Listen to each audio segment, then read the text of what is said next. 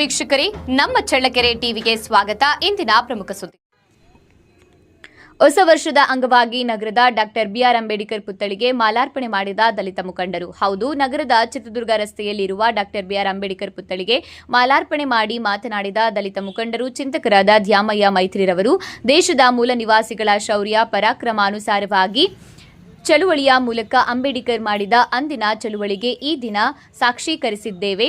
ಆದ್ದರಿಂದ ಪ್ರತಿ ವರ್ಷವೂ ಕೂಡ ವರ್ಷದ ಮೊದಲನೇ ದಿನವನ್ನ ಭೀಮಾ ಕೊರೆಂಗಾವ್ ದಿನವನ್ನ ಆಚರಿಸುತ್ತಿದ್ದೇವೆ ಎಂದಿದ್ದಾರೆ. ಇದೇ ಸಂದರ್ಭದಲ್ಲಿ ದಲಿತ ಮುಖಂಡ ಪ್ರಕಾಶ್, ಹೋರಾಟಗಾರ ಭೀಮನಕೆರೆ ಶಿವಮೂರ್ತೀಶ್, ಭೀಮಣ್ಣ, ಶ್ರೀನಿವಾಸ್, ಹರೀಶ್ ಇತರರು ಭಾಗವಹಿಸಿದರು.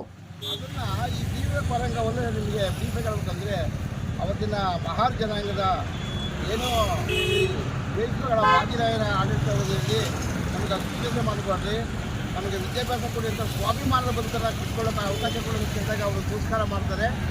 ಆದ್ದರಿಂದ 500 ಜನ ಮಹಾರ್ ಸೈನಿಕರು ಬ್ರಿಟಿಷ್ ಪರವಾಗಿ ಈ ದೇಶದ ಹೋರಾಟ ಮಾಡ್ತಾರೆ. ಒಂದು ದೇಶದ ಸೈನ್ಯ 25,000 ಜನವನ್ನು 500 ಜನ ಸಿದ್ಧಿನಾಥ್ ಅದನ್ನು ಈ ಒಂದು ಮಹಾರ್ ಸೈನಿಕರ ದಲಿತರ ಶೌರ್ಯವನ್ನು ನನ್ನ ದಿನ ಅಂತ ಹೇಳ್ಬಿಟ್ಟು ಅಂಬೇಡ್ಕರ್ ಒಂದು ಇತಿಹಾಸದಲ್ಲಿ ನಮೂದು ಮಾಡುವಂಥದ್ದು ಬಹಳ ಇಂಡಿಯಾದ ಇತಿಹಾಸಕ್ಕೆ ಒಂದು ಶ್ರೇಷ್ಠವಾದಂತಕ್ಕಂತಹ ದಿನ ಇವತ್ತು.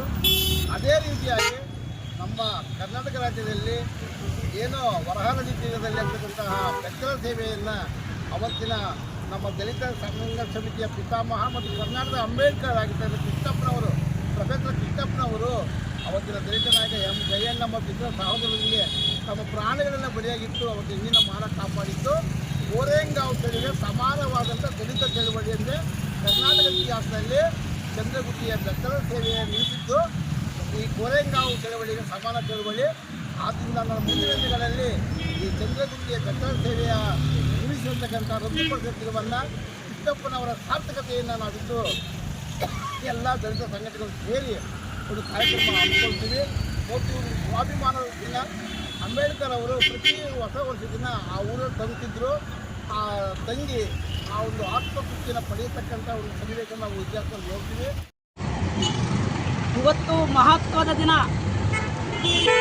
ಇವತ್ತು ಶೋಷಿತ ಸಮುದಾಯಗಳು